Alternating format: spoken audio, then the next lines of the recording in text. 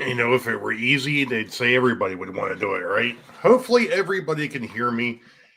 Good evening, folks. Welcome to Sidetrack Sunday number 4 for the month of February and the year of 2025. I'm Ray. Welcome aboard. So, anyway, first off, yeah, sorry. Like I said, for some stupid reason, StreamYard logged me out, and I don't know why. So, here we are. We're back. We're live. Woohoo! At least I think I'm alive. Anyway, we'll see. We'll see how well this goes. Let's see here. Let's take a look at our participants list. We've got Opa Dodge, the model train outsider in the house. We've got Caboose 1973, Channel 1 in the house. We've got Dave over at DB Tech. We've got JD over at Grandpa Rails. We've got Rodney over at Hot Rod Rodney 25. We've got Jeff over at Jeff's Training World. Welcome in. I think that's somebody new. I appreciate it. We've got Mr. Joe Rader over at the Black Rock Central. We've got Mr. Dwight over at the Curly Express. We've got Mr. Kyle Stevens in the house. We've got Greg over at the Midsummer Railway and Scale. We've got Bob over at PK&W Model Works. We've got Rusty down there at Possum Bayou. I do believe I got that right. If I didn't, oops. No, I did. Hey, look at that. We've got Rick from Rick's Trains. We got Mr. Ron Moen. We've got John number 2, otherwise known as the Count, over at the Schuylkill River Valley. We've got Dave over at Sparky 107. And then we've got Mr. Steve 87 PSAP. Welcome, everyone. I know that this thing jumped on me. I'm sure that there were some folks that popped in while I was talking. Yep, there's Mr. Almar. And let's see, did I miss anybody else? It does not appear as though I missed anybody.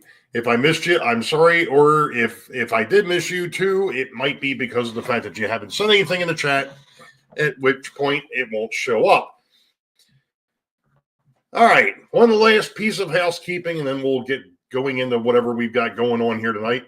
You'll notice that we do have some folks over there in blue with a wrench behind them. They are my moderators. They're here to keep you in line and me on track, or you on track and me in the line. Either way, it never really happens. So we just roll with it. Jack. Hey, Jack. Hey, Tom Grassi's in the house.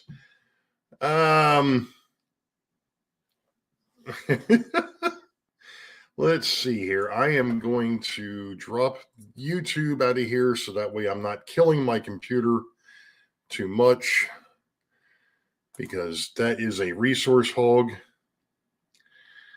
And yeah, I know those guys in blue are still waiting for the checks. Yeah, you're absolutely right, Steve. They ain't getting one from me.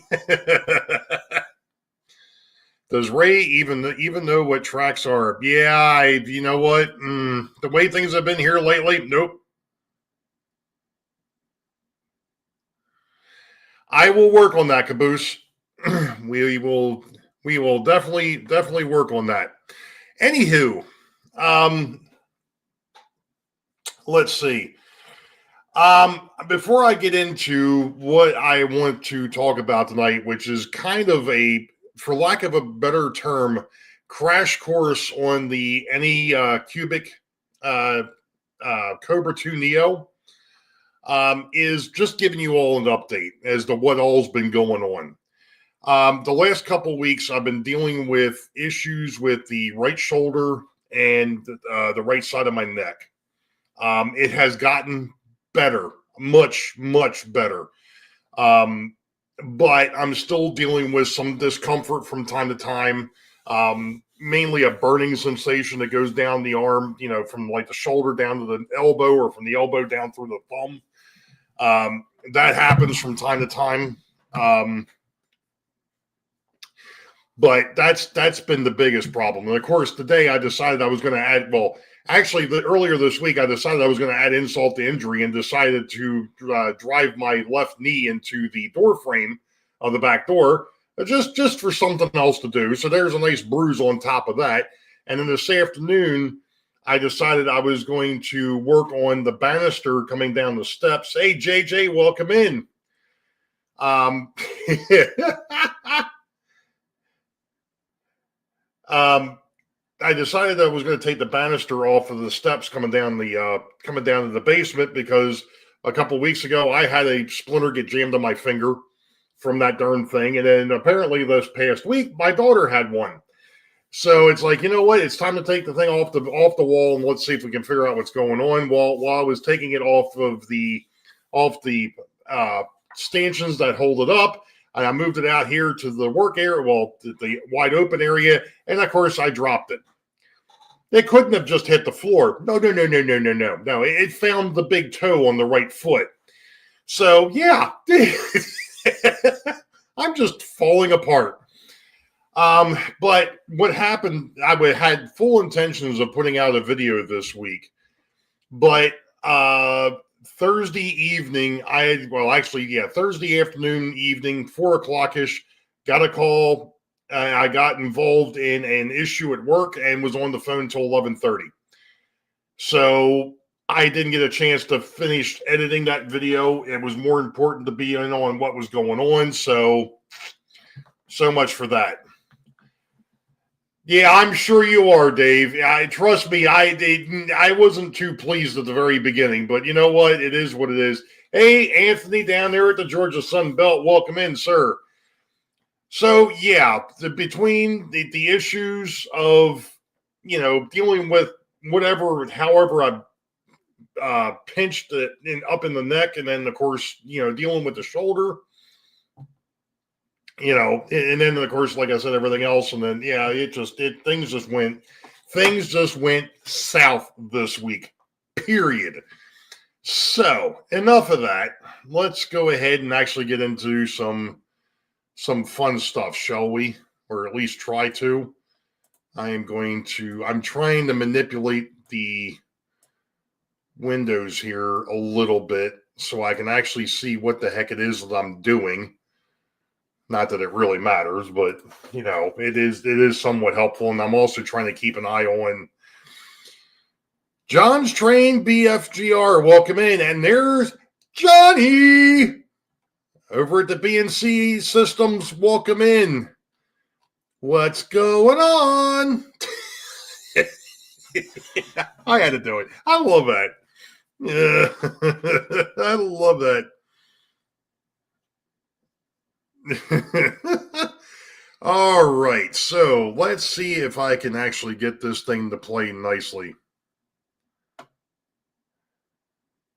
Was Ray complaining about being old? Yeah, well, I'm not complaining about being old. It's that getting old, the getting old thing is just not fun. Okay, I just happen to think I probably need to do this because I did not do this before. So I'll just open that up on the side, and then we'll do this. And I'll drop that down over here. Oh, dang it. This stupid mouse with this computer is going to drive me crazy. All right. There we go. I think I've actually gotten someplace. Not sure where, but I got someplace. All right.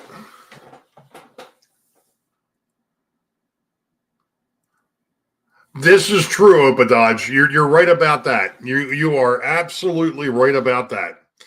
Yeah, I always tell people, hey, how you doing? Well, I'm 6 feet over. I always hear that's better than 6 feet under.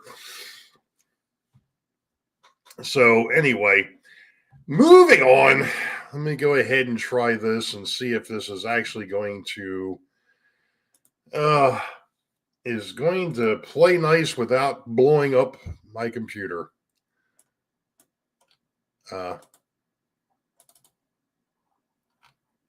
What is going on here?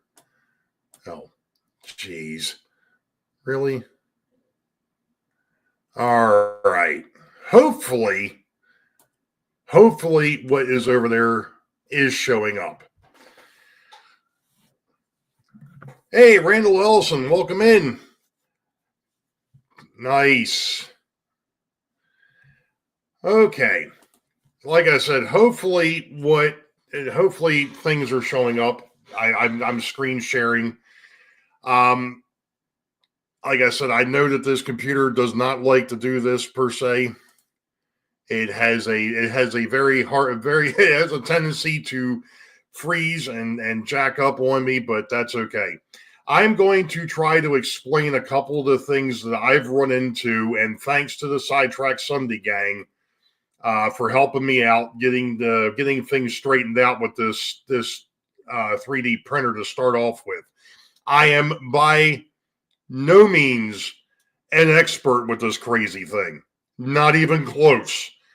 I fart my way through playing with this thing. So obviously the more you mess with it, the better off you get.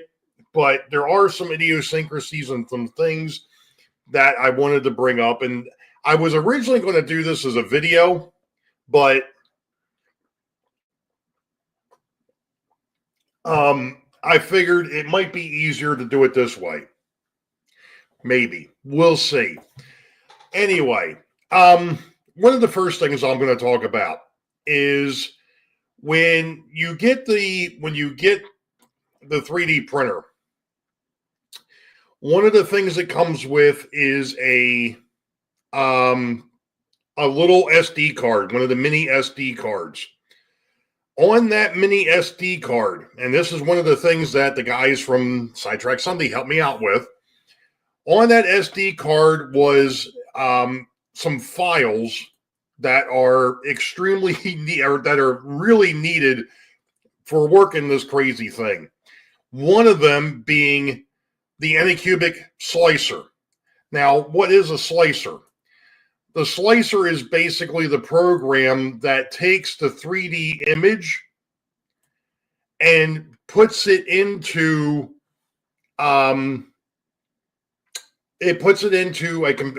program, and I'm going to show the program here in a minute, what the actual program looks like. But what it does is it converts that 3D image over to a G code that the printer can actually use. So in other words, you can't just go out and grab a 3D image and expect the printer to be able to print it. It's not going to work that way. You have to put that 3D image onto your computer in your downloads folder to start off with. Once it's there, what I do is I move it from there to another folder that I called 3D prints. And over here, I've got stuff. I've got my zips, which is when you go out to Thingiverse or any of the other 3D websites, you can download the stuff from there, and normally they come across as a zip file. So what you do is you open up that zip file, and then of course you have to unzip whatever's there. And of course I've already done that. I've got, the bay window caboose. I've got an airbrush stand that I put together. Hey, my life's tracks, welcome in. I don't think mine is on there. Really? That's interesting, because mine was actually on the 3D. It was on that that mini card, that slicer program, and you need that to be able to make the printer function. One of the things I have found, though, is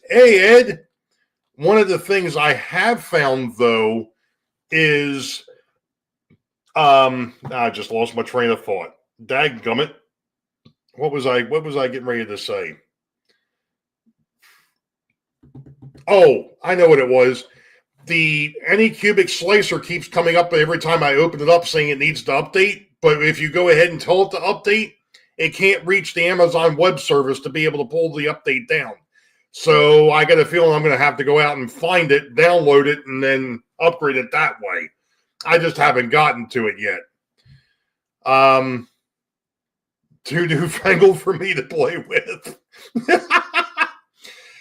Joe, this thing has been pretty cool. This has been pretty cool. Now, believe it or not, because of the fact that I was on call this week, I haven't been able to take any pain medication because I'm afraid it was going to knock me out to the point where I wouldn't hear the phone ring. So, you know, that's not a good thing. I certainly would rather stay gainfully employed. So I've been dealing with that. Just dealing with whatever issues I deal with anyway. So, like I said, what you have to do is you have to install that slicer program. And what it is literally is, here it is. This is the, whoops. Come on. All right. So there's your base. Now I'm going to import a file, and it's one of the ones that I've already messed with, so it's not really a big deal. So we're going to go into our 3D objects. Let's go ahead and open up the bay window caboose. Let's do that. So there are multiple files here for that bay window caboose. There's a body, there's a frame. And of course, because of the fact of the way I was messing with stuff, I was trying to figure out how to get that frame to print better. So anyway, let's go ahead and we'll just open up the body one. And what it does is it goes ahead and it puts it on here. Now, like I said, right now, this is just a 3D image. This is nothing else. So what you have to do after you get the image in here, you go down here to G-code preview, and it starts running through it, and it's the model of that on the base. And it's saying that there's some stability issues, which, you know, that's because of the fact that I actually have this saved off after I fixed it. But what it is it's saying that there's some anchors and some other things. There's some loose extrusions. Yeah, okay, fine. I get it. No problem. Not a big deal. Now that you have the G-code, you have to export it. So what you do is you hit export, and it goes ahead and exports it. So now what I do is I've got a folder here that says G-code. And I go ahead and I will save that over here. I'm not going to save it because I've got a better version of it sitting over there already. Now, what you have to do after you've sliced it and everything else, got it up there, join a printer user group. Yeah, you could do that too. Absolutely. Absolutely. No doubt. All right. So now you've got your G-code and you're ready to print. Not so fast.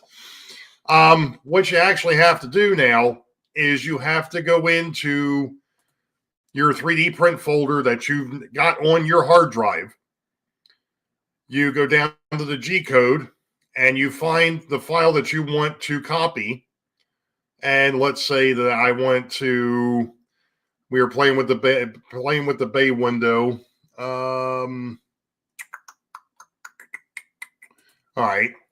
So there's that. So now I want to put that on the removable drive, which is over here. That's what this wonderful, I mean, I don't doubt that it's actually even able to see that, but I don't think I can make this any bigger. That's not going to help. That didn't do it. There we go. But anyway, down here is your removable drive. You just go ahead and after you've got your file, you paste it into here. Now, what you have to do, one of the things that I normally do is I go back up to my E drive. That's where I've been dumping all this stuff. I go up to my 3D print folder. That way I'm off of it. And now what I can do is I can come down here on that removable drive and I can hit eject. And it's going to give me a message here in a minute saying it's safe to remove the hardware. Now, I'm going to go over to the front of my computer. I'm going to remove that wonderful, stinking little, of course, it's not going to show up because I don't have, let me go ahead and stop the screen share here for a minute. That is the stupid little card. They actually do give you a USB adapter for this thing. I don't like it because it doesn't work as well. So, any rate, what I'm going to do here is I am going to fire up the other camera so that we can transition over to the printer itself. And you'll notice that the printer is currently offline, which it has to be while you're playing around with this. So I'm sticking this into the little slot. It went ahead and it caught. I could feel it. Turn the printer on. And then once you're in the printer itself,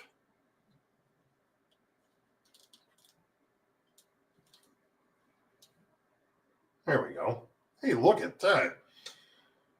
This here is the home, but that's the files. So once you click on it, you can scroll down or scroll through everything that you've got on here. And let's say that we wanted to print the bay window caboose. And there it is. You just hit that button again. It goes ahead and it'll start the printer will start to warm up, and you'll print out a bay window caboose.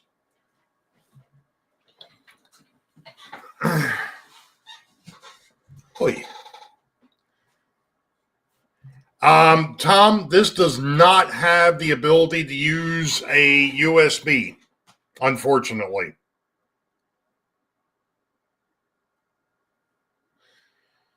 So I am going to go back over here to my normal camera and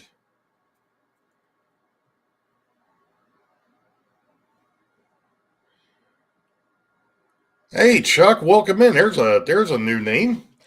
So basically, that's it. I mean, I say that's it, but there are some other things to it.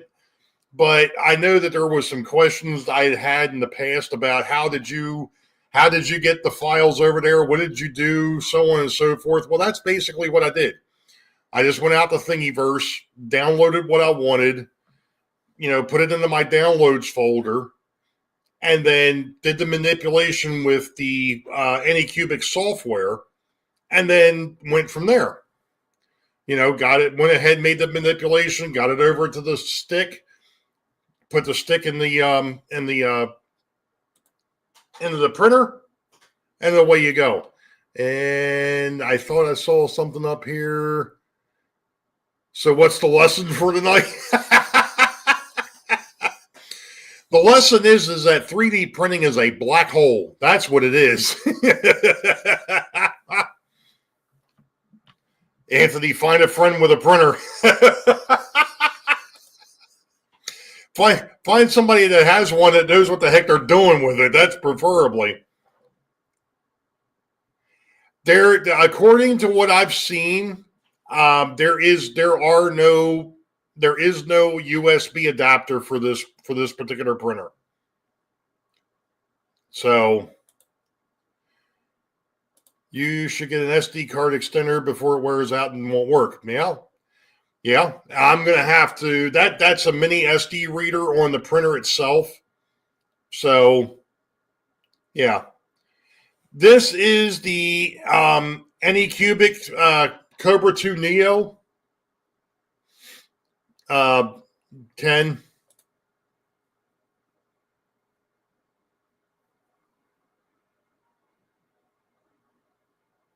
Okay. All right, I didn't know that. See that I'm still learning.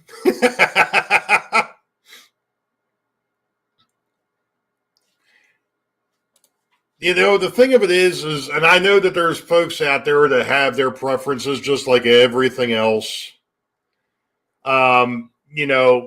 Everybody's got their preference. It just so happened that I think this one here was among the more of the, I guess I hate to say lower end.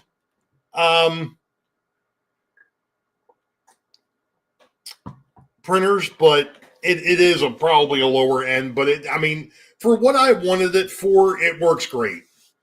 I just wanted to mess with it and see what I could come up with. Here it is. I printed out, and in fact, I went ahead and printed out some new ones because the other ones that I had, I realized that the filament that I had, the clear filament that I had, that came from my other printer, and it had gotten very brittle, and I think that's why I was having so many problems printing. Since I went back to Anycubic and got their filament, that's been working a lot better. That's true, Tom. That's exactly it, Thomas. And it wasn't so much my budget, it was my daughter's. She's the one that bought it for me.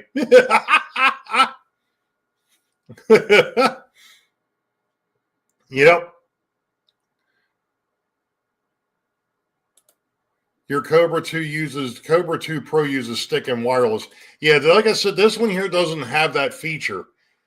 It doesn't have the wireless feature, and it doesn't have the USB feature. It would be nice. Johnny is here. I'll put it in the chat. It's the Any.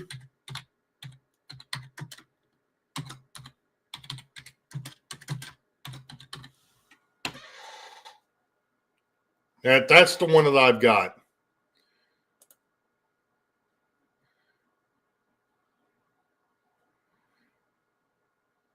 It does have auto leveling. Yes, it does. Yes, it does. And yes, it was a good gift. Well, her and her boyfriend apparently have an ulterior motive. Apparently, they want me to start printing stuff out. We just haven't gotten there yet because dummy me still has to figure this thing out 100%. So you can hook up a CUSB phone card.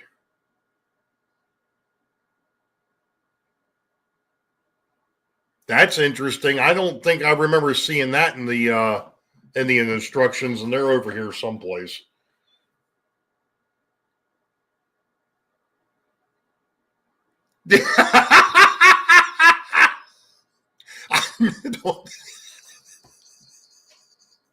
Oh Lord.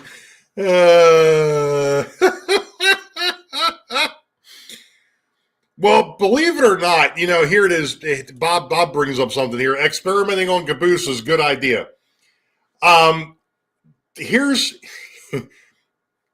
the issue. I printed out the last batch of cabooses, which turned out, as far as I was concerned, they turned out great. But some folks were questioning, why the heck I had to use a heat gun to go ahead and get the extra stuff off of them.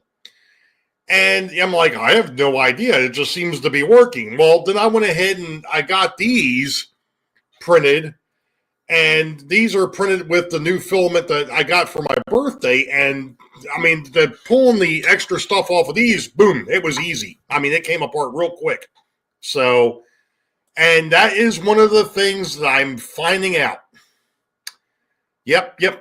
Your filament needs to be protected from humidity. I made holders for my filament spools with a humidity meter on the container, which also has a heater to heat up the filament. Nice. Yeah, I would imagine eventually I'm probably going to have to go that route. It's the humidity down here is usually between 25 and 30, maybe 40%. The problem is it does fluctuate, although it hasn't been lately, but it has been fluctuating. So, and I'm sure that that's what happened to that other batch of filament that I had. Nathan DeLay, welcome in, sir. It's got a C port on the printer. I saw the C port on the printer, but I don't know if that's enabled or not. Right now, I've actually got my filament in a Ziploc bag. So, if the humidity gets above 50 is when you have a problem. Okay. Gotcha. Yeah, Tom's holders are slick. Okay, I'm going to have to check that out. I am going to have to check that out. So, but that's, like I said, that's basically, I mean, I have found some other things that I still mess with on here. I think I mentioned in one of the videos I had the nozzle too close to the plate, and then I actually drug the plate across it. Thankfully, it was just a magnet one, so I just flipped it over. But my daughter and her boyfriend got me another one of those for my birthday. So I keep filament in Ziploc bags with a. Okay, I'll have to look for some of those. But I mean, like I said, that this 3D printing thing has been really, really interesting to me. I mean, there's another project that I'm working on that I'm sure that most people would think I'm out of my damn mind, but it's one of the things that I want to mess with. The only unfortunate thing is that the program or the thing that I found is actually for the European style, which I can modify it, I think, to get it to work for what I want. That'll be coming in a video later on. It was just one of those things to mess with off on the side. So it's all good. It's all good. I bought a filament dryer with my printers. Okay. Gotcha. All right. See, this is the reason why we do this type of stuff. That way everybody's got these wonderful ideas and things that I don't think about, and you know, it's a great Q&A. Vacuum bags come with the moisture packs. Gotcha. Hey, John Benacki's in the house, or Benicki. One of these days we'll figure out, you know. What is the primary scale for most military models? That's a good question. That's a good question. I have found some stuff in on Thingiverse and for military vehicles in 187th. Okay, second waiver is John Benacki. Got it. All right, there we go.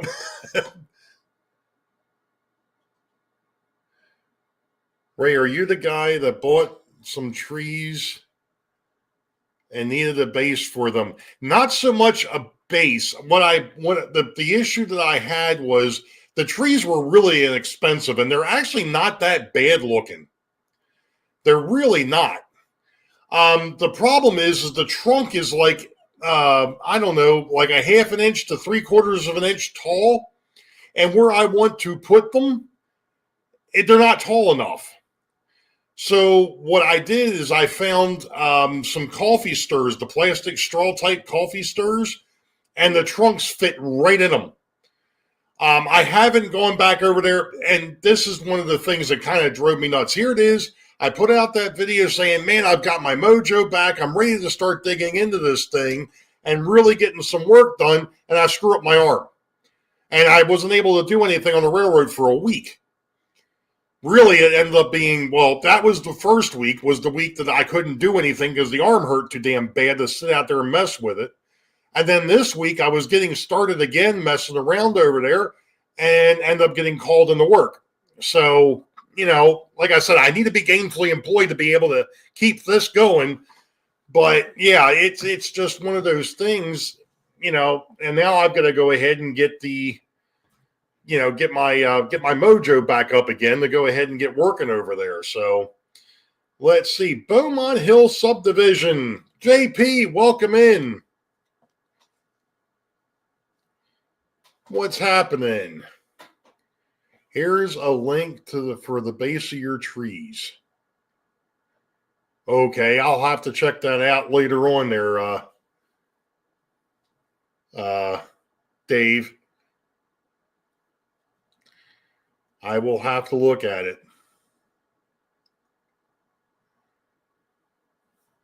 Yeah, I mean, like I said, I mean, this is just one of those things. And what's really interesting to me is I've gone out and I've looked at Thingiverse, and there was another one. There's been like 2 or 3 other ones that I've looked at that have a bunch of HO scale stuff. And it's really cool. It's really neat to see what is out there and be able to, like I said, there was that one thing, the bay window caboose. I actually downloaded it, wasn't happy with how the base turned out, so I sat there and started playing with it, messing with it to see if I could make it work better than the original thing that came off the website. And of course, the only thing I did was end up making it worse. The other thing is the cable reels that I went ahead and printed for a gondola load. Now, those came out really neat. Those I liked. But, the thing of it is the original one only had one reel on it, so I had to sit there and, and copy that sucker out 6 times so that I could get 6 of them. So I had them for the cars. But, it's just, like I said, it's just been one of those things between wanting to get the scenery started over here and get those 2 locomotives that are painted. I want to get them done. I want to get them on the railroad. And as bad as my hand and arm hurt, it didn't even hurt to mess with the airbrush or to even just brush paint. So it was like, there's no way that I can sit there and do what I want to get done on the railroad. So I ended up having to, like I said, I ended up backing off for a couple of weeks and, until things started to get better. And now that I'm back to quote unquote almost 100%, I almost said normal, and that ain't happening. Dude, I am far from normal. Yeah, it stinks, JP. It does. Hey, Happy Valley Hobbies is in the house. Welcome in, Edward. It's like it never fails. It never happens at a good time. Yeah, normal. Laugh out loud. Exactly, John. Somebody else that agrees with you there, John. Johnny and John agree with each other. Normal is a relative term, and it depends on whose relative it is, John number 2.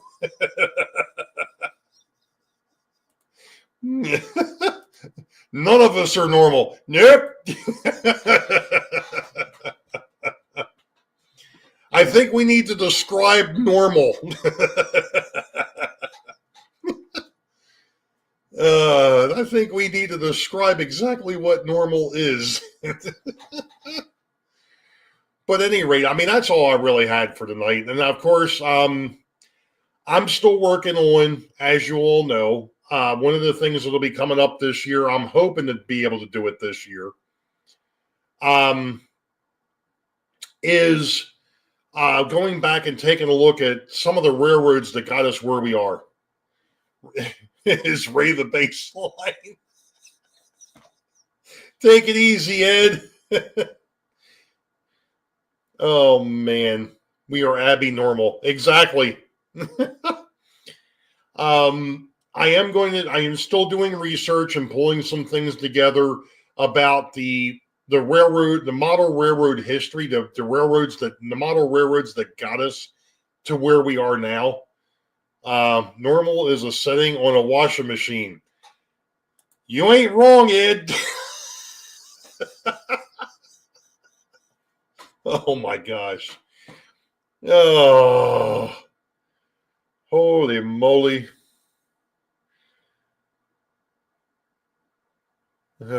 Any rate. So I'm still pulling all that together, and I know that Brian from the Iron Horse route was going to, I think, here's the interesting thing. Him and I had talked about this on the side. Him and I are talking about doing kind of the same thing, but from a different angle. I'm going to look at it as what made those model railroads that got us started back in the 40s and 50s. Those model railroads that got us started. what made their owners or their builders do what they did. And Brian, I think, wants to look at it more from a technical standpoint. I want to look at it more from the track plan and the scenery and the I guess the set. Because if you think about it, reality is we're setting this up as a set. This is a theatrical set. Hey, Adam Cruz, welcome in. And that's what you're trying to do. You're setting that theatrical set, using the stage, using it as a stage. And I think it was Frank Ellison that mentioned that, you know, the trains are the actors, the schedule is the plot, and the actual railroad is the set. You know, so it doesn't get any better than that. That's exactly what it is. You know, and that's what I want to talk. Those are the things that I want to talk about. How did we get to where we are from where they started with Frank Ellison and gang, you know, back in the day. I just 3D printed train layout. Believe it or not, Rodney, I was watching something the other day, and this flipped me out.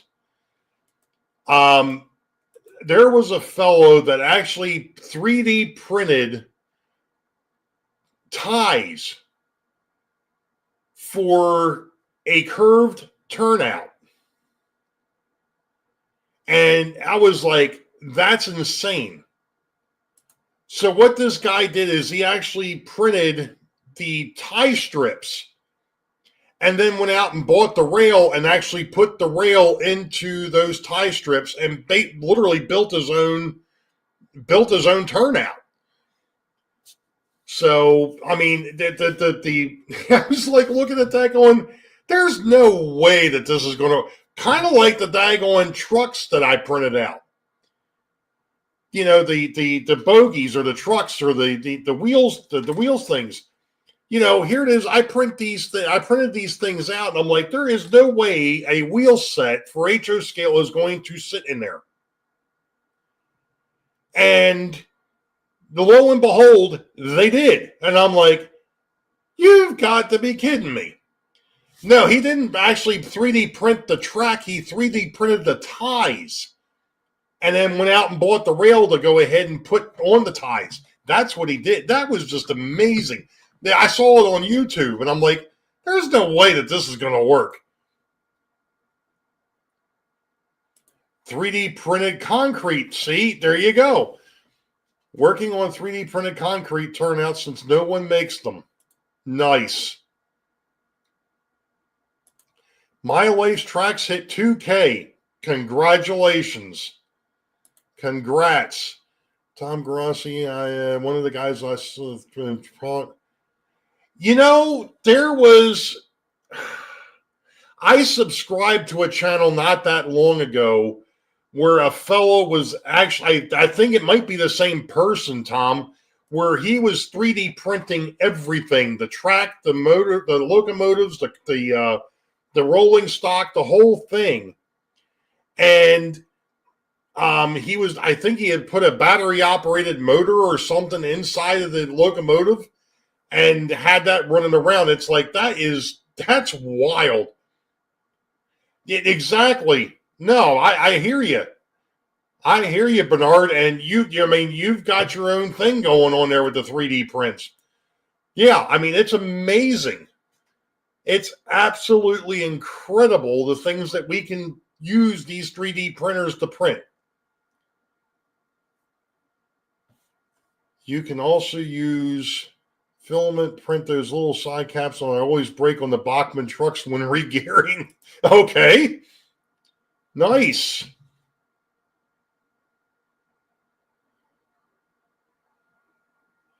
Nice, Opa Dodge. I didn't notice that you were over 2.5. Yeah, 2.5. 2.5K. Nice. Now I'm still sitting down in the 680s. What's this, JP? Some metal printed frogs and N scale would be nice. I think what this guy actually did with his HO ones is he actually made his own frogs. So 3D print gears. Yeah, that's been done. Although if you watched Ron from Classic Model Train, they're real hit or miss. They might work, they may not.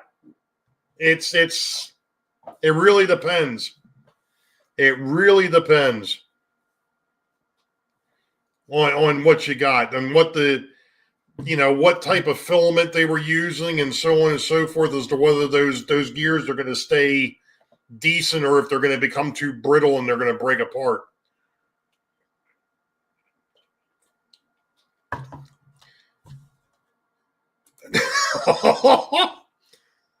We 3D print jet engine hardware. Materials are a little stronger than the MRR material. Yeah, I would imagine they would have to be there, Anthony. I can't imagine trying to use some of our stuff that we do here and make that work on a jet engine. That would be interesting. Oh, my. Let's see. What else have we got going on out there? So, I mean, that's just some of the things that we've got, that I've got coming or that I've got going on. I mean, it's just, and that's a good thing. Chuck, absolutely. Folks, if you're not subscribed to some of these channels that are in here, please go over and sub. I'm not going to sit there and go ahead and do a whole lot of marketing for other folk, but yeah, absolutely. We got to support each other. It's the only way that's the only way we grow is if we support each other. Absolutely. And Chuck, I'll have to see if I can find your channel there later, sir. They 3D print rocket engines. I would not be surprised, and I guarantee it ain't with the resin and the stuff that we're using. Would be a lot easier if we all had the little blue wrench. Yeah. The problem is I think I'd have to dedicate a live stream just to doing that.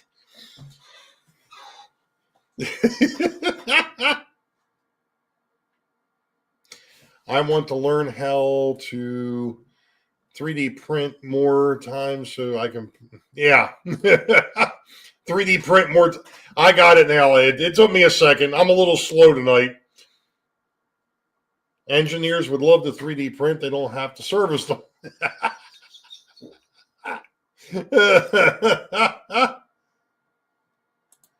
Jesse in Oklahoma has a new channel now. Resub if you can.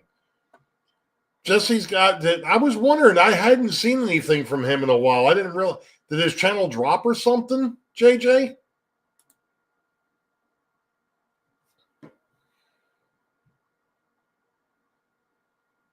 I don't want a blue wrench. More fun being the commoner.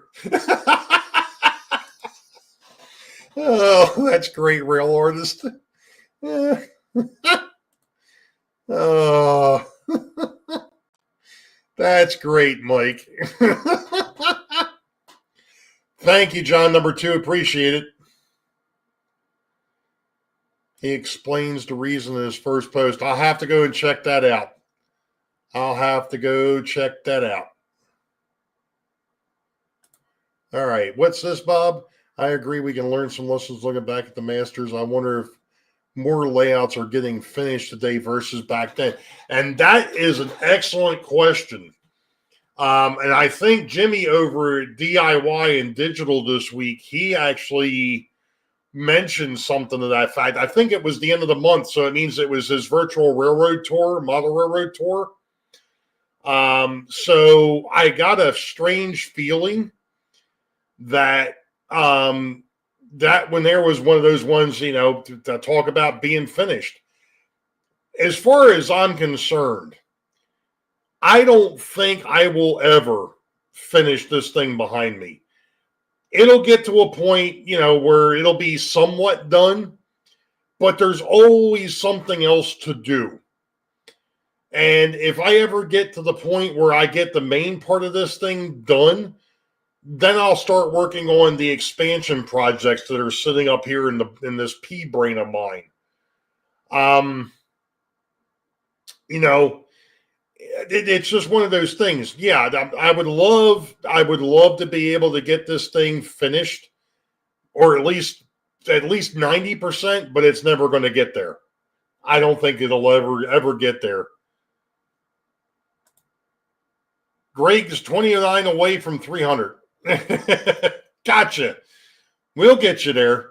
And you're right, Edward. I mean, or Bernard, there is no such thing as finished. I don't think a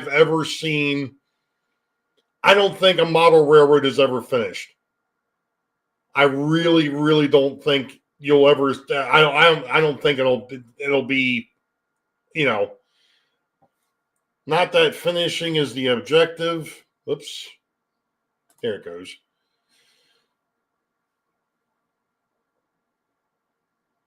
So this is true. Exactly. If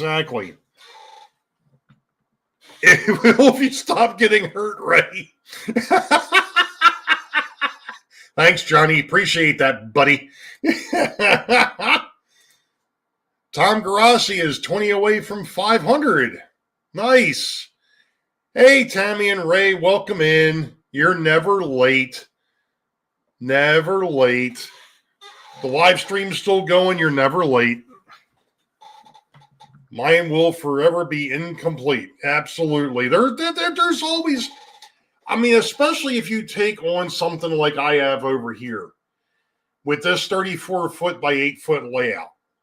There is always going to be something to go back and fix. There's always going to be something to upgrade. There's always going to be something to correct. Some of it will be easy. Some of it's going to be a complete pain in the butt. And I know, and I've talked about this before, and it was one of the things I'll never forget. I had sent a video over to Jenny and Chloe over at the Monday Club. And one of the things that Jenny came up with and said is, oh boy, he's got curved turnouts in a hidden section. That's going to be a problem. Or that was ambitious, but I'm betting it's going to be a problem. And damn sure enough, if it hasn't become a problem, one of the 4 curved turnouts underneath the city is a problem. And I have to take the city section back up to go over there. Or I've got to take that section up to be able to get down to that turnout to be able to work on it. And what it is, it's an electrical connectivity issue. I think one of the rail joints has gone bad. So it's like, no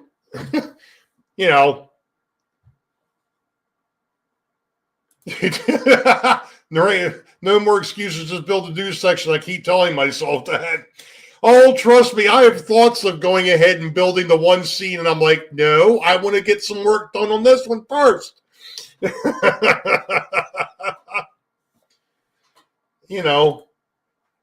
Let's see. The new concepts on the new layout have come to be. Stay tuned. Okay. Absolutely.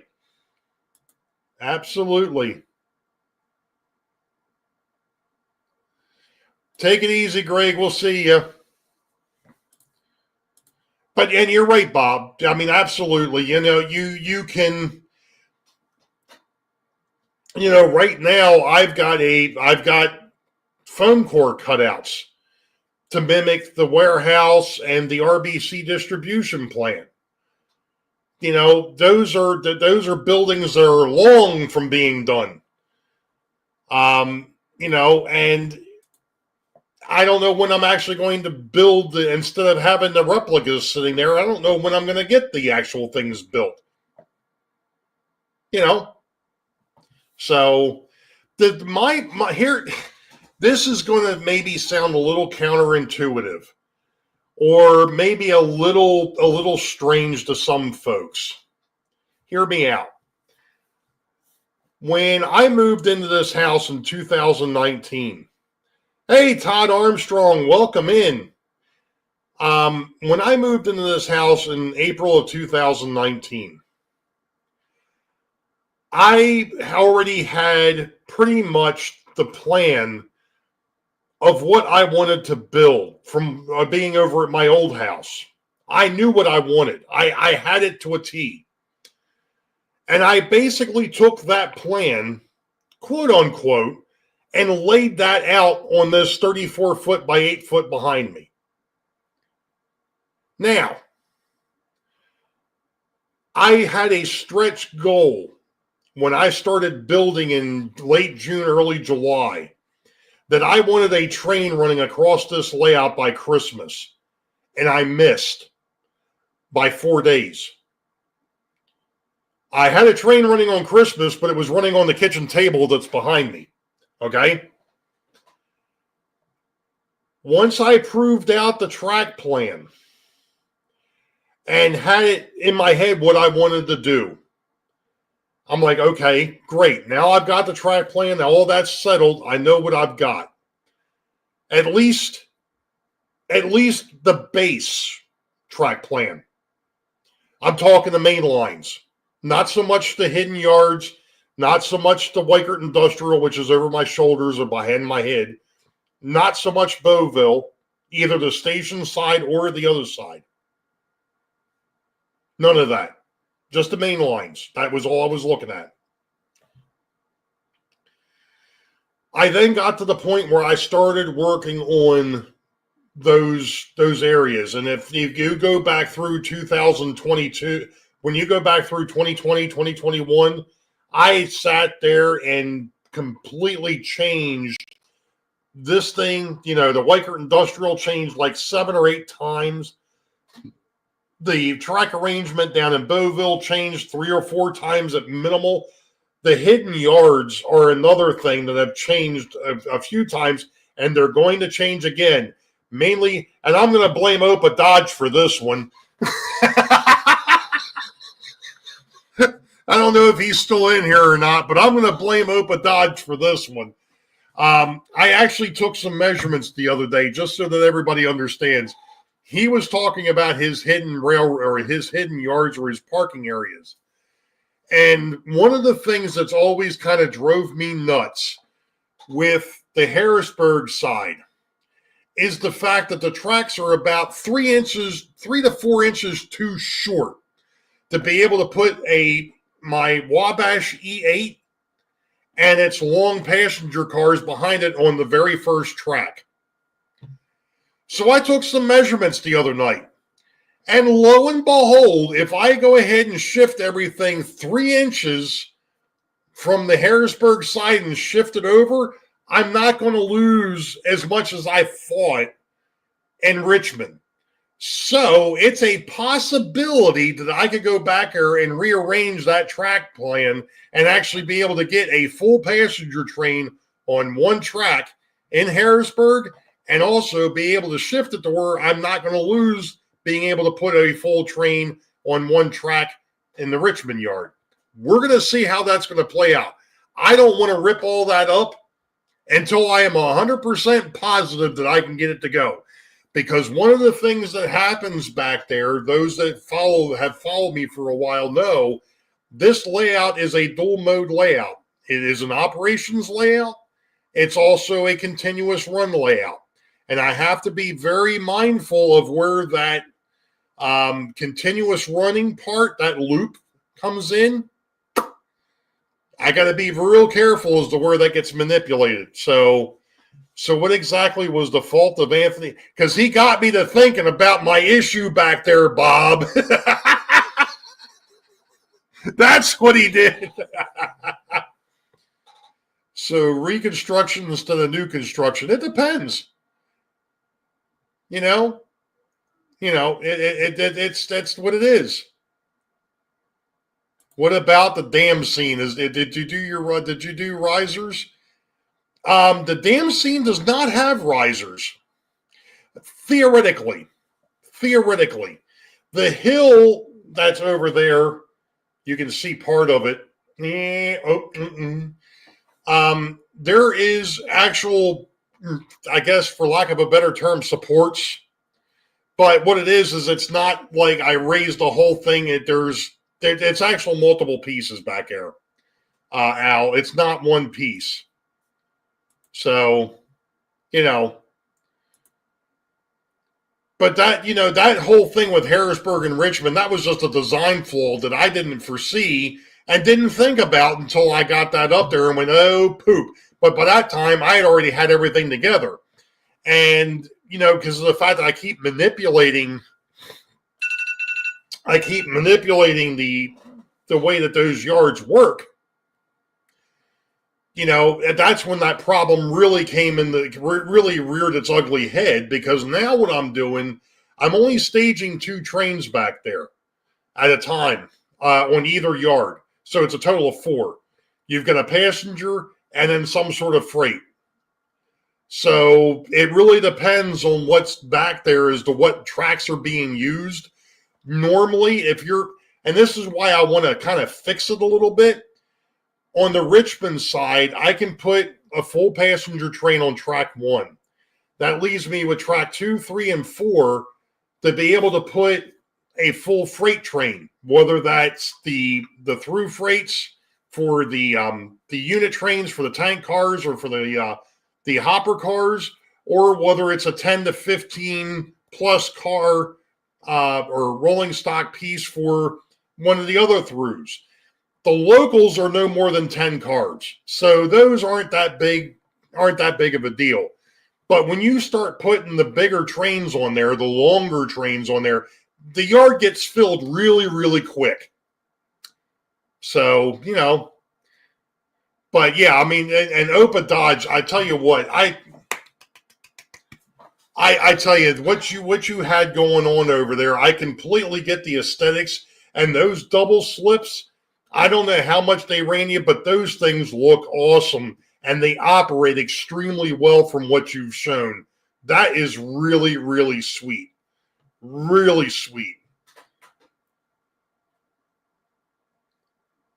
You know, that is just, I really, really, really think what you did over there just enhanced your railroad. Not that you didn't have a great railroad to start off with, but that just enhanced it. That just pushed it up to another level. You know, when you ran that Amtrak train through there the other day on your video, I was like, that's smooth. That is slick. That is really slick. So, you know, there's something to be said. I mean, like I said, we've all been there. We're all going to be there. You can go ahead and put all the planning you want. And in fact, one of the model railroaders that I remember listening 2 years ago said this. There are guys, unfortunately, and I was one of them. You know, when I was over at my old house, absolutely, I was one of these guys that was planning, messing around with it on paper, messing around with ideas on the computer, trying to come up with any way that I could to get what I wanted out of the space that I had. And it's the same problem that we all have. It's space. It's one thing that the rear railroads don't have to deal with. They don't have to worry about 4 walls around it. You know, and I consider myself lucky to have been able to pull off what I pulled off here. And that is having a point-to-point layout with continuous run possibilities. You know, I mean, there's a lot of people out there, especially the experts, quote unquote, that will tell you that you cannot have a point-to-point layout with a continuous run in the middle of it. It won't work. Now, it'll work. You just got to be able to work with it.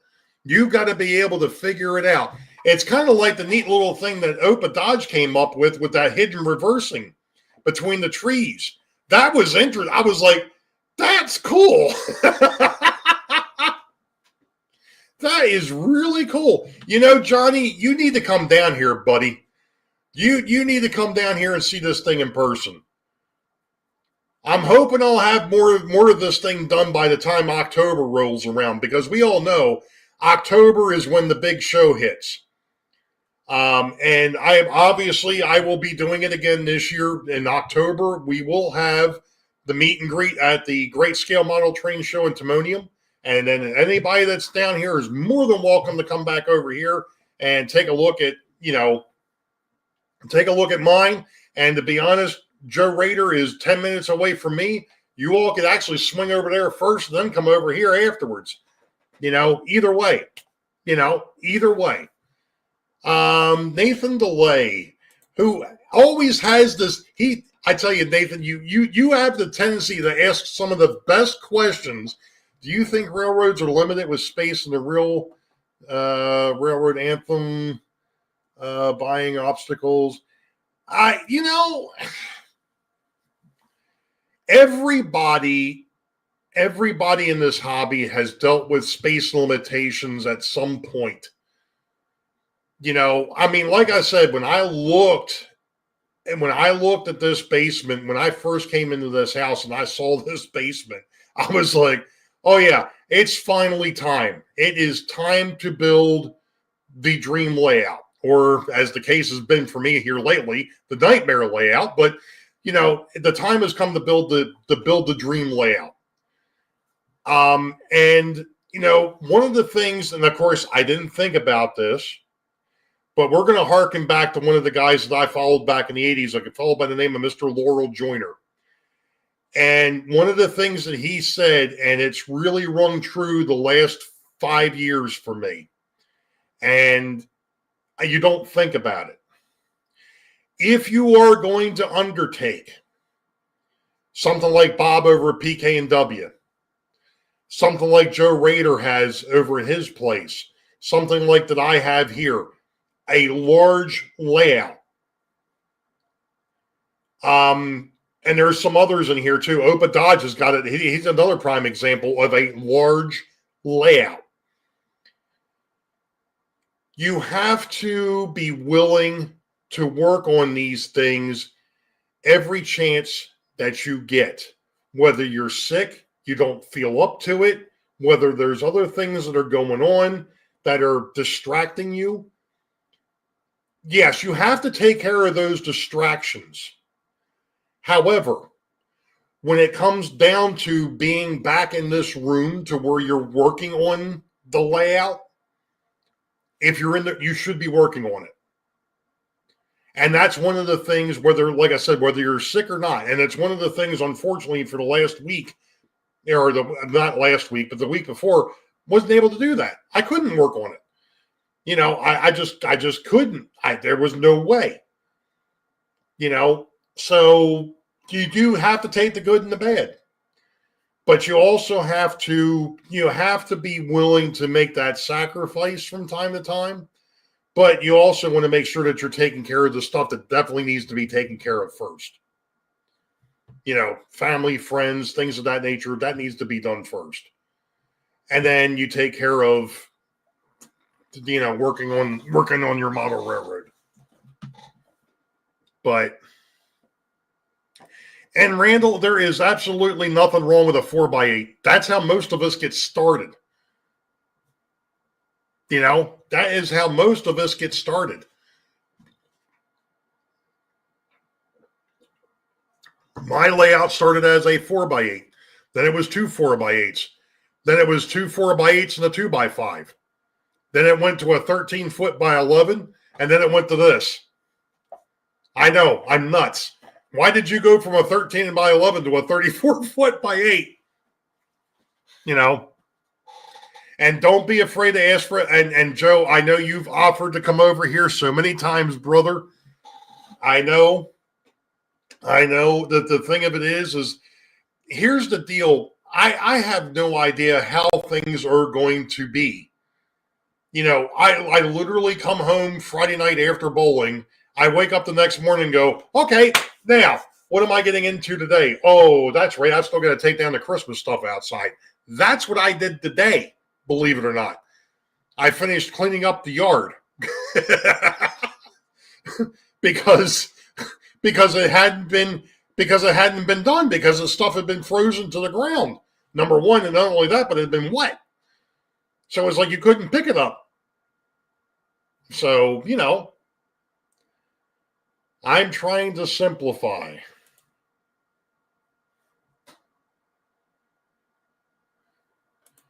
Yeah. To each his, I mean, everybody here has got their niche. Absolutely has their niche. There's people in here that are great with scenery. I'm not a scenery guy. As you've seen, I mean, it's taken me over a year just to put the damn scene together. You know, I don't mind laying track. I don't mind messing with wiring. Wiring doesn't concern me. I've been doing this, pardon my French, but I've been doing this crap for 40, 45 years. You know, running cable does not freaking scare me one bit. Wiring it up doesn't scare me one bit. You know, the part that I have the hardest, the part that I have the biggest issue with is the scenery, because I'm not a scenery guy. I can build a structure. I can build a building. No problem. I can paint. No problem. Getting scenes to look the way that they should, yeah, no, that's just not me. You know, my French sounded like English. You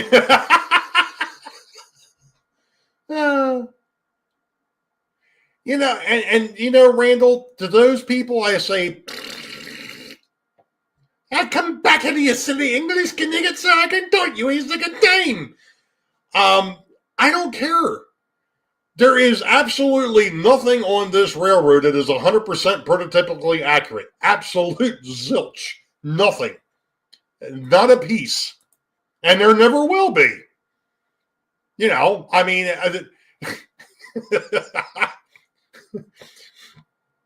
there's so many goofy things that go on this layout.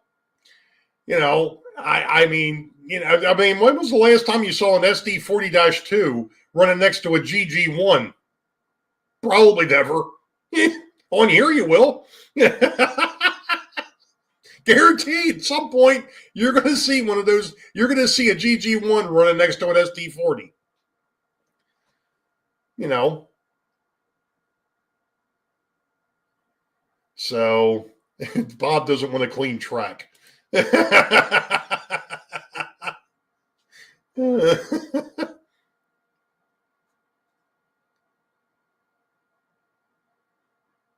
Yeah, exactly. That's what I'm saying, Ken. I really don't care.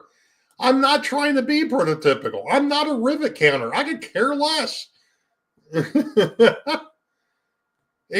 And perfectly said, Rodney. It's not real. It's a hobby. Absolutely. I mean, if you don't get me wrong, folks. Don't get me wrong. If you want every nut, bolt, cast, and everything, and the train is going to move at micro millimeters down the track, so you can go ahead and make your layout look 10 times bigger than what actually is. If that's what satisfies you, do it. By all means, do it. But if you're here to have fun and you just want to run the trains and be able to have them go through something that looks somewhat realistic, that's fine too. And that's where I'm at. Trust me, I'm getting tired of looking at all the freaking white back there, but that's just because of the fact that I do things outside the box and I'm using the white foam instead of the pink or the blue. But that's just me. Again, it's my railroad. So count the rivets. I can barely see them. I'm with you. Yeah. Do what makes you happy. Absolutely. And Randall, I know you work for the railroad. Exactly. Trust me, I get it. I get it. And that's one of the reasons why I'm still DC. Everybody gets on me, hey, you need to go DCC. You ought to go over to DCC. Hey, man, No. I deal with high technology on a daily basis, Monday through Friday from 8 in the morning until 5 in the afternoon. The last thing that I want to do is go ahead and log off of my computer dealing with it all day. Go upstairs, eat dinner, come downstairs, and have to deal with it again. I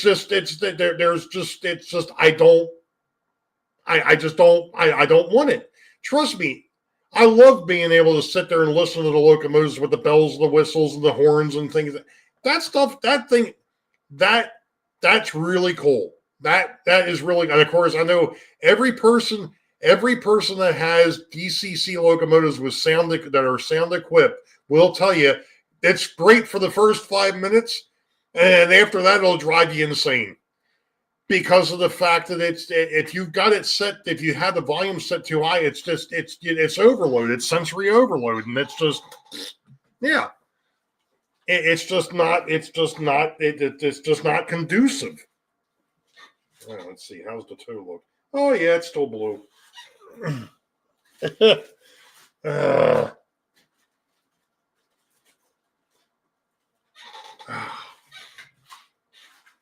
Okay, well that didn't work. Anyway. Exactly, Dave. Exactly. Exactly. I just, like I said, I mean, it's neat. I think it's cool. There's nothing wrong with it. It's just not for me. It's just not something that I want to mess with. You know, I can go to a show, pick up a $15, $20 locomotive, bring it home, put it on a track, turn on the power. As long as it's been cleaned up, it's going to run. You know, it's just,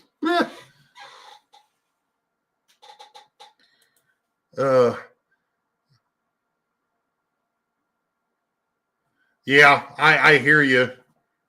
I hear you. Hey, Clintonsville, Model Railroad, welcome in. I don't know if...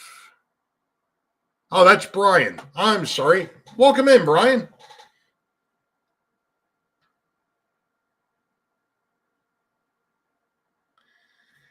You know, the thing of it is Nathan, I don't model modern era. I'm modeling 1950 to 1970, which is a huge, that's 20 years. That's a 20-year gap. But, you know, I don't model modern era. So, I mean, I think, let's put it this way. I've always been a train fan. You know, I look at some of these locomotives that are out there that they're being used these days, and it amazes me. They do. They are technological marvels, just like the cars, you know, just like our vehicles. They're technological marvels. And it's just, it amazes me the technology that's going into them. You know, everything from the yard switchers all the way up to the Excelas, to the turbo trains, to the maglevs. You know, it just amazes me. And it's only going to get better. It's only, as far as I'm concerned, the technology for the railroad side is only going to get better. You know, they're going to make these things run a lot cleaner. They're going to make them run harder, you know, more efficient, so on and so forth. But yeah, see, I run everything no error. Yeah, I mean, the thing of it is every once in a while I'll go over there, pull the steam locomotives off the shelf and let them run around the layout. Absolutely. I love steam locomotives. I love steam locomotives because you can see the mechanicalness on the outside. It still blows my mind to this day that somebody sat down with a piece of paper and a pencil and a ruler and drew these things up. No computers. You know, drew these things up. And they had to not only fabricate the wheels, the drivers, the boilers, the boiler tubes, all of that. Not only did they have to fabricate all of that, they had to fabricate the tools to work on this stuff because there was nothing out there. You know, where are you going to find a wrench to fit a 5-inch bolt? Huh? There was no such a thing. You know, I mean, that's the thing. I mean, I've always been impressed with steam locomotives. I love the steam because of the mechanical disc. You can see everything on the outside. You can see what's making it work, or most of what makes it work. The diesels, I've always been a fan of, or the diesels or the electrics, what have you. I've always been a fan of those because the railroads got away from painting everything black, for the most part, and started making things colorful. And you could look at a locomotive and tell immediately what railroad that was just by looking at the side of it. And having the railroads go back, the CSX, the Norfolk Southern, dare I say the Union Pacific with its mess, going back and making heritage locomotives, making them how they would have possibly looked if those railroads were still around on these modern pieces of equipment, to me is freaking cool. It's just cool. To me, it's just really neat. We actually had to make some of those. Yeah, exactly. You didn't go to the Home Depot and pull one off the freaking shelf. No, you had to make the daggone thing. That's one of the things that I find funny. If you remember, last year when I was redoing my workbench, and I found that was going through my grandfather's toolbox, and I actually found out he was working for the aerospace industry. He worked for Bendix Raytheon. But he was on the electrical side, the electronic side. And he had tools that he made himself to be able to do some of the jobs that they needed to do, because there was nothing. You couldn't go out and buy that stuff. You had to build it yourself. So, at any rate, I am way over time. I love these discussions, though. It's one thing to do a video. It's a completely different thing to sit here in front of the camera, watch the chat, and be able to interact with you all. Obviously, it's not 100%. That's what the train shows and all are for. So keep going. I wish I could, James. I did not get a whole lot of sleep last night. And I have got to get up early tomorrow morning. I've got a meeting with my boss. Actually, I've got a meeting. I've got tomorrow. Let's see, tomorrow morning, starting at 8:00, or actually 8:30. I've got a meeting from 8:30 to 9, 9:30, 9 to 9:30, and then 9:30 to 10. Back to back to back, and that's just Monday. That's just Monday.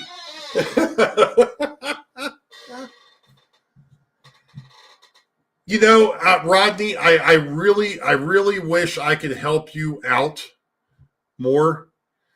Like I said, things have just been absolutely crazy for me the last couple of weeks.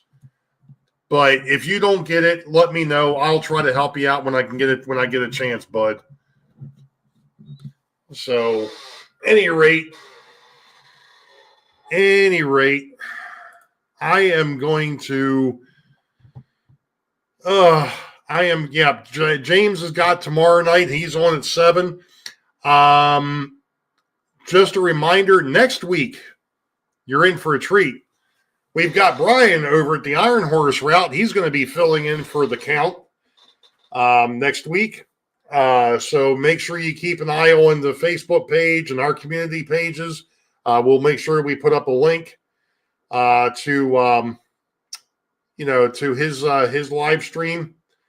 Let's see. So one of those meetings about how to have less meetings. Edward, no, I won't get into it, but we've got a call with another section that we work with directly. That's from 8:30 to 9. That's basically to talk about what all went on from Friday morning through Monday morning, issues that came up, things of that nature. And then the second call from 9 to 9:30 is the manager's meeting that I'm now a part of. And then from 9:30 to 10 is the meeting that I have with my direct manager. So, and that one I definitely want to make sure that I stay awake for. Actually, all three of them I need to stay awake for. But at any rate, folks, you all have a good rest of the evening. Don't forget, like I said, next week is going to be Brian over at the Iron Horse. And you all know the deal. Wait for the highball. Green tracks ahead. Be safe. God bless. We will catch you all next time. Hey, it's your railroad. Do what you want. We'll see you.